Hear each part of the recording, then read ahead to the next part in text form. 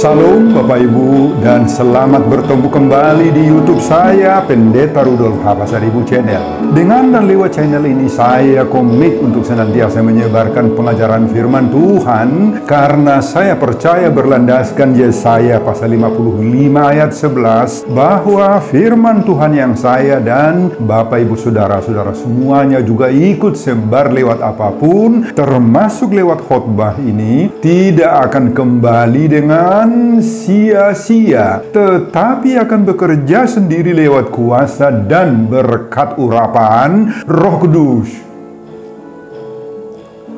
Mari Bapak Ibu Saudara-saudara semuanya, saya ajak membantu saya menyebarkan pengajaran firman Tuhan khotbah di minggu keempat sesudah Epifanias 2 Februari 2025. Terambil dari kitab Mazmur pasal 71 ayat 1-6 dan epistel dari kitab Ibrani pasal 2 ayat 14-18. Diikat oleh topik atau tema Tuhan adalah bukit batu dan pertahanan kita. Dalam bahasa Batak Toba dituliskan Jehovah do partanopatoan jala haporusata. Saya baca untuk kita, simaklah pembacaan firman Tuhan berikut ini. Judul perikop Mazmur pasal 71 ayat 1-24 adalah doa minta perlindungan di masa tua. Khotbah kita dari ayat 1-6. Padamu ya Tuhan, aku berlindung. Janganlah sekali-kali aku mendapat malu. Lepaskanlah aku dan luputkanlah aku oleh karena keadilan-Mu. Sedengkanlah telingamu kepadaku dan selamatkanlah aku. Jadilah bagiku gunung batu, tempat berteduh, kubu pertahanan untuk menyelamatkan aku. Sebab Engkaulah bukit batuku dan pertahananku. Ya Allahku, luputkanlah aku dari tangan orang fasik, dari cengkeraman orang-orang lalim dan kejam. Sebab Engkaulah harapanku ya Tuhan, kepercayaanku sejak masa muda ya Allah. Kepadamulah aku bertopang mulai dari kandungan. Engkau telah mengeluarkan aku dari perut ibuku. Engkau yang selalu kupuji-puji. Saudara, demikianlah nats khotbah kita di minggu keempat sesudah Epifanias 2 Februari 2025. Diikat oleh topik minggu, Tuhan adalah bukit batu dan pertahanan kita. Saudara, dalam keseluruhan Mazmur pasal 71 ini kita temukan serangkaian doa yang mengungkapkan kepercayaan dan pengharapan orang percaya, khususnya penulis Mazmur ini, kepada Tuhan dalam segala situasi kehidupannya. Sejak dilahirkan dari perut ibunya hingga tiba pada usia tua. Mazmur ini mencerminkan kehidupan dan pengalaman spiritual Daud yang berlangsung sekitar abad ke-10 sebelum Masehi, yang seringkali diperhadapkan dengan berbagai-bagai tantangan dan musuh-musuh berat. Pada pasal-pasal sebelum pasal 71 ini, Daud juga sudah mencurahkan isi hatinya kepada Tuhan ketika berhadapan dengan berbagai-bagai ancaman dan pergumulan. Pada pasal 69, Daud mengungkapkan kesedihan hatinya dan memohon belas kasihan Tuhan di tengah penderitaan yang dialaminya. Pada pasal 70, Daud memohon pertolongan dan perlindungan dari Tuhan terhadap musuh-musuhnya yang banyak itu.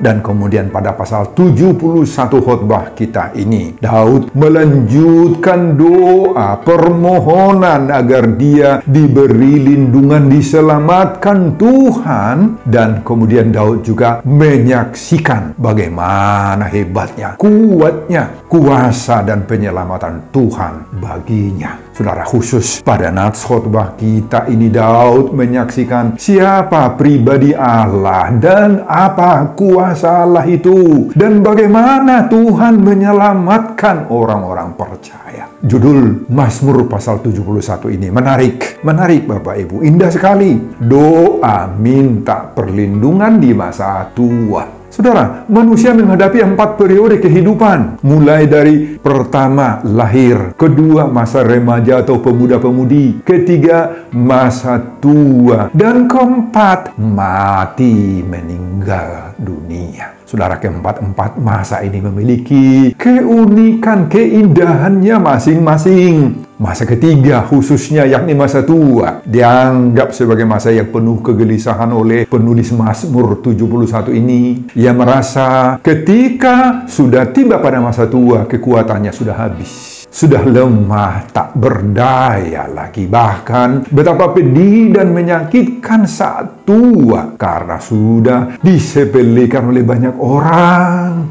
Namun dalam menghadapi masa tua yang seperti itu, ia tidak mau putus asa. Ia menyadari bahwa di masa tua tidak mungkin lagi mengandalkan diri dan kekuatannya sendiri. Justru sebaliknya, bahwa di masa tua inilah ia sangat merasakan butuh pertolongan dan perlindungan Tuhan. Saudara, Mazmur 71 ini terdiri dari 24 ayat. Khusus dalam nats khotbah kita ayat 1-6, kita lihat keyakinan Daud tentang kuasa Tuhan, dan Daud memanjatkan doa-doanya minta perlindungan Tuhan atas hidupnya pada saat di hari tuanya. Saudara, pada ayat 1 ia mulai doanya itu dengan menyatakan keyakinannya yang kuat bahwa Tuhan adalah tempat perlindungannya yang kokoh dan penolong yang setia. Nah, oleh karena itulah ia sangat berharap bahwa ia tidak akan merasa malu. Pada ayat 2, karena ia berlindung pada Tuhan, ia berharap bahwa Tuhan akan menyedengkan pendengarannya kepada teriakannya dan akan pasti meluputkan dan menolong dia dari berbagai-bagai persoalan hidup. Pada ayat 3, Daud menggambarkan Allah itu sebagai gunung dan bukit batu yang kuat, yang teguh dan tangguh. Mengapa Daud menggambarkan Tuhan itu sebagai gunung atau bukit? Sebab gunung atau bukit itu adalah gambaran metafora, perlambang sesuatu yang besar, yang kuat, yang tidak akan pernah berubah. Seperti itulah Tuhan bagi Daud. Pada ayat 4, Daud juga mengungkapkan betapa banyak cengkeraman musuh-musuh yang berusaha menjatuhkannya, yaitu orang fasik, orang-orang lalim, orang-orang kejam. Daud percaya Tuhanlah yang mengangkatnya dari kesulitan, dari ancaman-ancaman yang dihadapinya itu. Tuhanlah yang akan membalaskan kejahatan musuh-musuhnya itu, bukan dia. Pada ayat 5 dan 6, Daud juga bersaksi bahwa bukan hanya dan baru di masa tua sajalah ia berseru-seru kepada Allah. Bukan. Ia mengaku bahwa sejak ia di dalam perut ibunya sekalipun, dan ketika dia keluar hingga mengalami masa kanak-kanak, masa muda, dan di masa tua pun, Daud itu sudah mengandalkan dan sudah menyerahkan dirinya sepenuhnya dan senantiasa berpedoman kepada Tuhan. Nah, saudara, itulah yang disuruhkan oleh topik minggu keempat. Sesudah Epifanias, Tuhan adalah bukit batu dan pertahanan kita. Itulah isi khotbah kita di minggu keempat sesudah Epifanias 2 Februari 2025. Di Katolik topik atau tema minggu, Tuhan adalah bukit batu dan pertahanan kita. Apa pengajaran Tuhan bagi kita dari khotbah ini? Pengajaran pertama, hanya Tuhan perlindungan di masa-masa sulit. Saudara, perjalanan hidup manusia siapapun dia, dan khususnya kita orang-orang percaya, bukanlah perjalanan hidup yang mudah. Nah, itulah yang digambarkan pemazmur dalam khotbah ini. Pemazmur mengalami banyak sekali kesulitan selama hidupnya, dari mulai ia keluar dari perut ibunya pada masa muda dan menjalani masa-masa tuanya. Tetapi dengan pertolongan yang Tuhan berikan selama dalam perjalanan hidupnya itu semua melahirkan iman dan pengharapannya. Dan Tuhan senantiasa menolong dan memberikan keadilan kepadanya, serta menghukum orang-orang jahat. Saudara, pengalaman Daud ini menjadi pengajaran yang berharga bagi kita saat ini. Apa pengajaran Tuhan dari bagian ini? Bahwa hanya Tuhan sendirilah yang menjadi perlindungan dan keselamatan kita ketika menghadapi berbagai-bagai kesulitan, menghadapi ancaman hidup. Nah, inilah tantangan buat banyak orang di saat menghadapi berbagai-bagai ancaman hidupnya. Ketika kita berada dalam kesulitan, banyak orang yang mulai meragukan pertolongan Tuhan. Bahkan mulai melirik kepada berbagai-bagai kuasa-kuasa, kekuatan-kekuatan duniawi yang dirasa bisa menyelamatkan dia dari ancaman-ancaman itu. Ada yang pergi ke dukun-dukun, ada yang memakai jimat-jimat, sibora, benda-benda yang diberikan oleh peramal-peramal. Saudara, mari kita seperti Daud ini yang senantiasa terus memohon perlindungan Tuhan. Penulis Mazmur ini mengandalkan Tuhan sejak dia di dalam perut ibunya sekalipun. Dia sudah mengandalkan, sudah menyerahkan diri sepenuhnya kepada Tuhan. Dan sepanjang hidupnya, dia memuji-muji nama Tuhan. Saudara, iman kita kepada Sang Pencipta akan membuat kita memiliki kekuatan untuk menghalau kegentaran-kegentaran apapun yang melanda hidup kita selama ini. Apapun yang terjadi dalam hidup kita ini, Bapak Ibu, janganlah pernah gentar. Dan janganlah meragukan kuasa Tuhan dalam mendampingi hidup kita. Tetaplah setia. Walau yang terburuk sekalipun di mata manusia terjadi dalam hidup kita, jangan mencari perlindungan kepada kekuatan-kekuatan duniawi, kepada dukun-dukun, kepada supernatural. Jangan meminta kuasa-kuasa dari luar Allah. Khotbah ini mengingatkan kita sekarang. Ketika kita menghadapi kesulitan dan ancaman, maka kita harus mencari perlindungan kepada Tuhan sendiri. Hal itu dapat kita terapkan dalam mempercayakan hidup kita sepenuhnya ini kepada kuasa Tuhan. Dengan kekuatan yang berasal dari Tuhan itu, kita dapat melanjutkan perjalanan hidup ini. Sehingga kita tiba di masa tua, masa yang penuh dengan semangat dan ketekunan. Masa-masa menunggu akhir hidup kita. Bahkan kita akan dapat menghadapi perjalanan hidup kita hari per hari ini dengan hati yang tenang, pikiran yang jernih, yang penuh damai sejahtera. Sebab apa? Sebab Tuhan selalu hadir bersama kita. Tuhan tidak pernah meninggalkan kita. Itulah yang digaransi oleh topik minggu keempat sesudah Epifanias 2 Februari 2025. Tuhan adalah bukit batu dan pertahanan kita. Amin, Bapak Ibu dan saudara-saudara. Pengajaran kedua, sekalipun hubungan kita baik dengan Tuhan, pukulan dan kesengsaraan hidup muncul juga. Tetaplah bertahan dalam iman.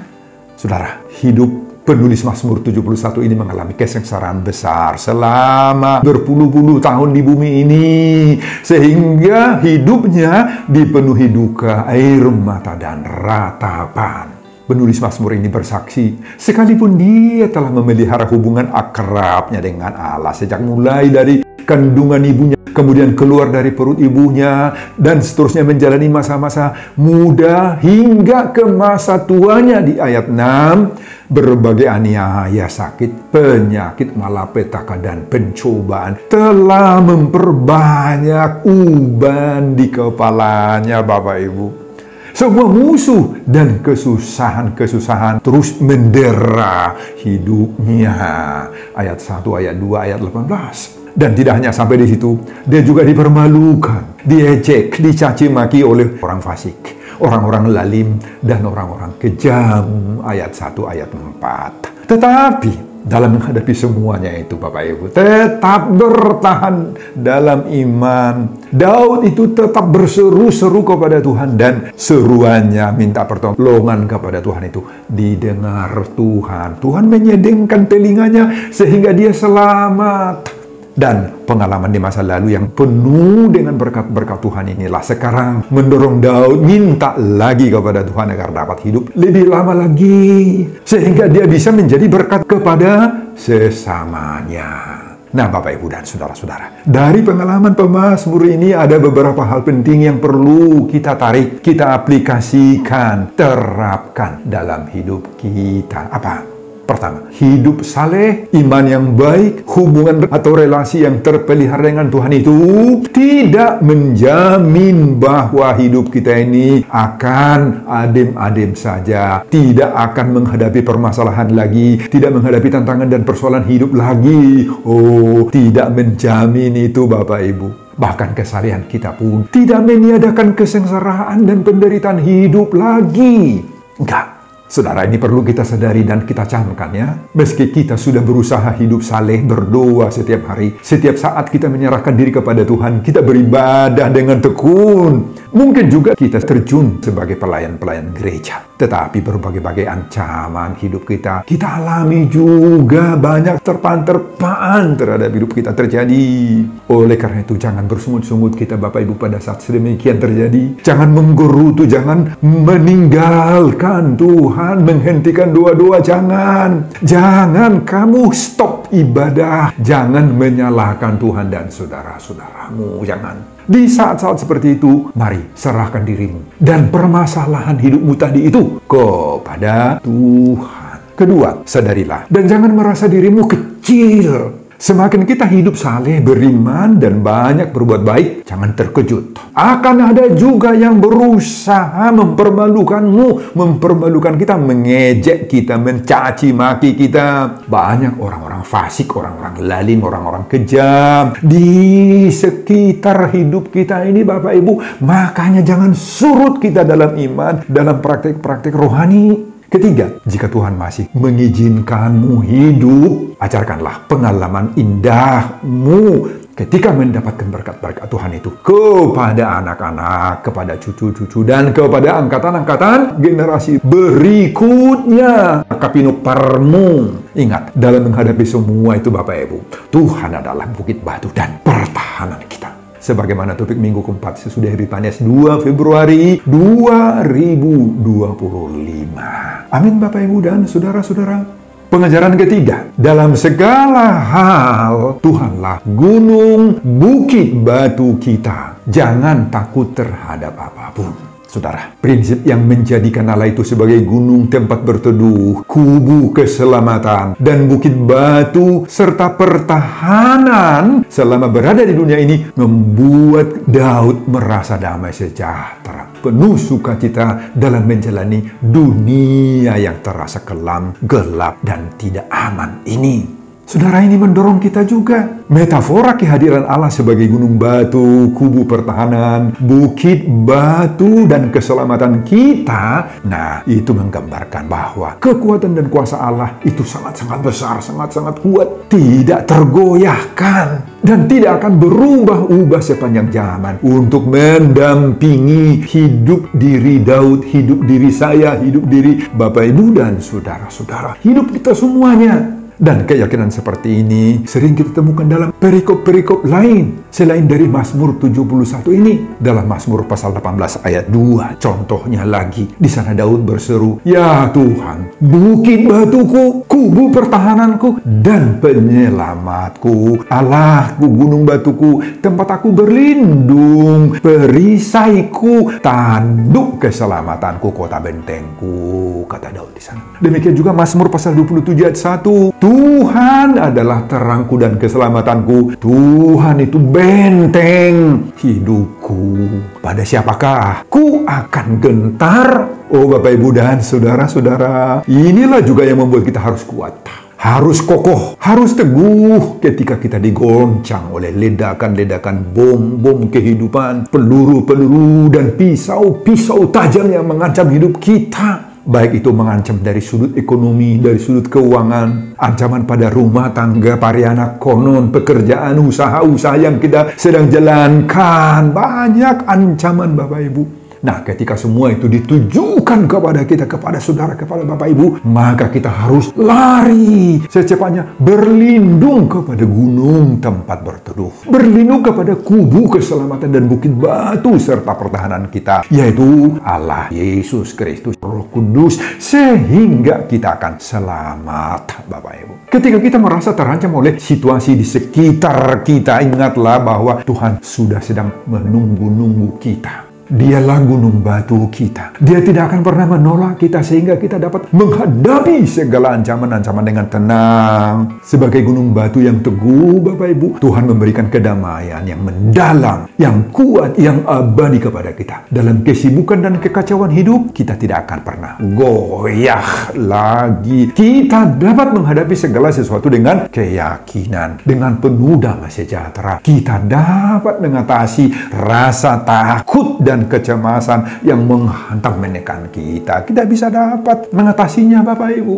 Oleh karena itu, mari kita terus mendekat kepada Tuhan dan membiarkan Tuhan itu menjadi fondasi hidup kita yang kokoh dan yang tak tergoyahkan. Bersandarlah kepada Tuhan yang adalah gunung, yang adalah tempat berteduh, yang adalah kubu keselamatan, yang adalah bukit batu serta pertahanan kita sepanjang hidup kita. Sekali lagi, saya ulangi, sepanjang hidup, Bapak Ibu.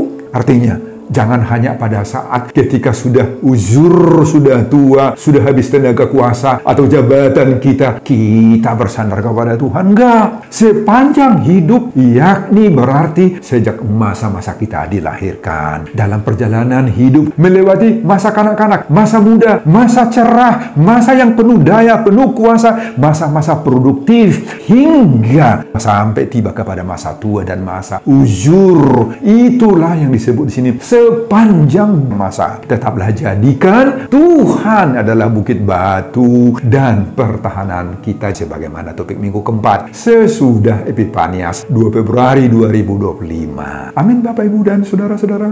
Pengejaran keempat, di usia tua pun bertahanlah dalam segala kondisi.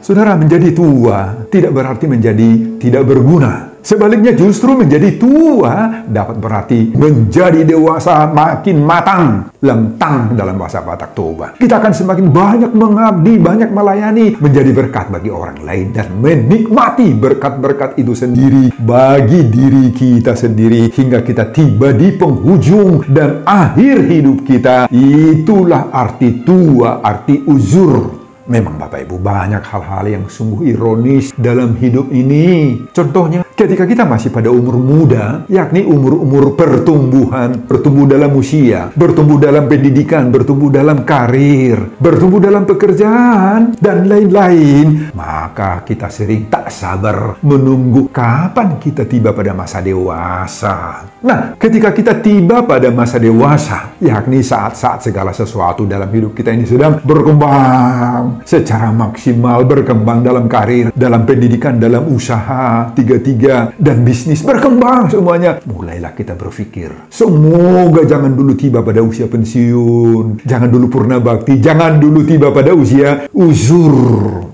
Dan ketika kita tiba pada usia uzur tua, apa yang terlintas dalam benak, dalam pikiran kita? Ketika kita sudah tua, sudah uzur, sudah habis energi positif, sudah sakit-sakitan, kita merindukan apa, Bapak Ibu?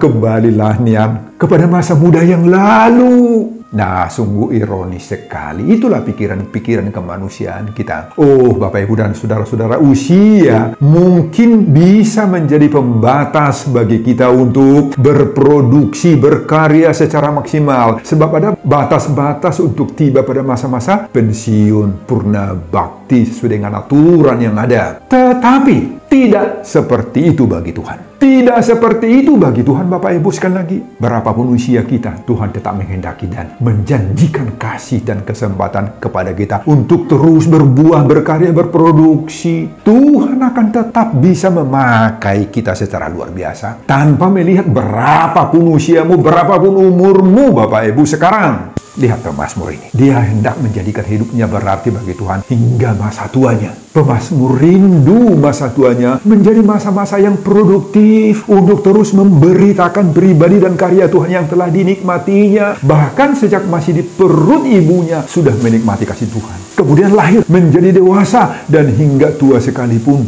Nah, saudara, yang menakutkan bagi pemazmur di hari tuanya, ini realitasnya. Bukannya kondisi yang lemah, yang sakit-sakit, yang sudah kurang sehat. Tetapi yang menakutkan dia adalah tidak adanya penyertaan Allah dalam dirinya. Di saat tiba pada hari tua, di saat dia sudah uzur, ini yang dia takutkan. Dia masih meminta usia lebih lanjut lagi agar dia bisa menjadi berkat buat anak-anaknya, buat cucu-cucunya dan generasi berikutnya.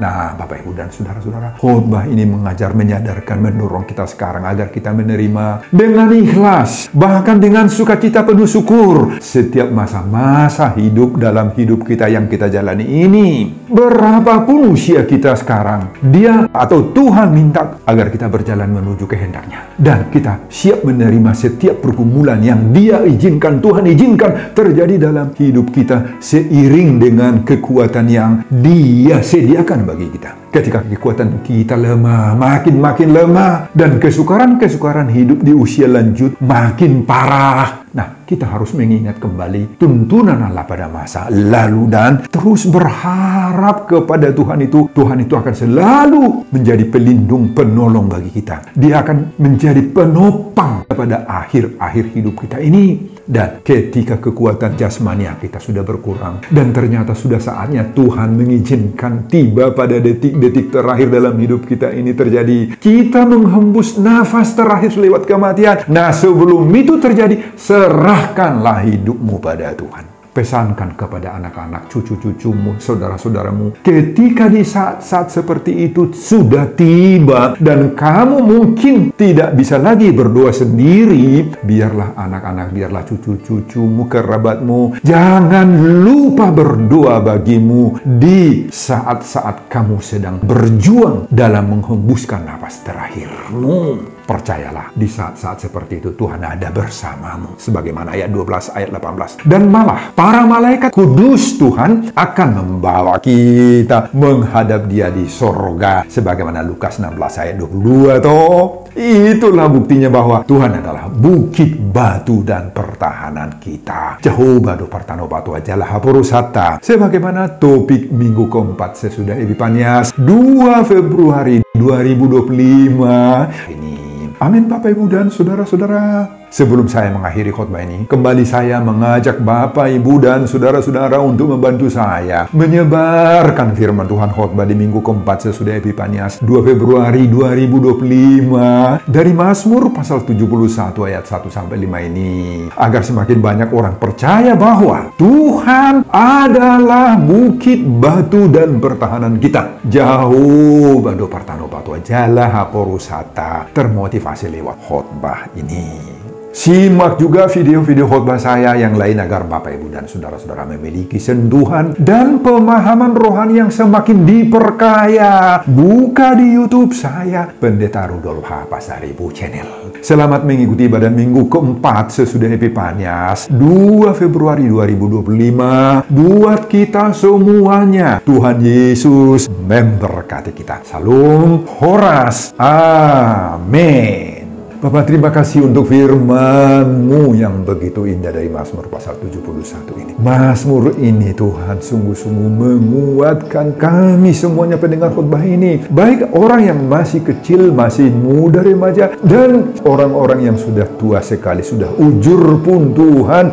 Biarlah kami mempedomani firman ini. Biarlah kami percaya bahwa ada gunung batu kami, ada bukit pertahanan kami, ada Yesus yang senantiasa tempat perlindungan bagi kami. Oleh karena itu jangan izinkan kami galau, khawatir, dan diterpa oleh rasa takut yang mendalam. Terutama ketika kami sudah kehabisan tenaga, kehabisan energi, dan tiba pada hari tua. Terima kasih Bapak untuk firman-Mu. Berkatilah hamba-Mu dalam mempersiapkan khotbah dan semuanya untuk kemuliaan nama Tuhan. Amin.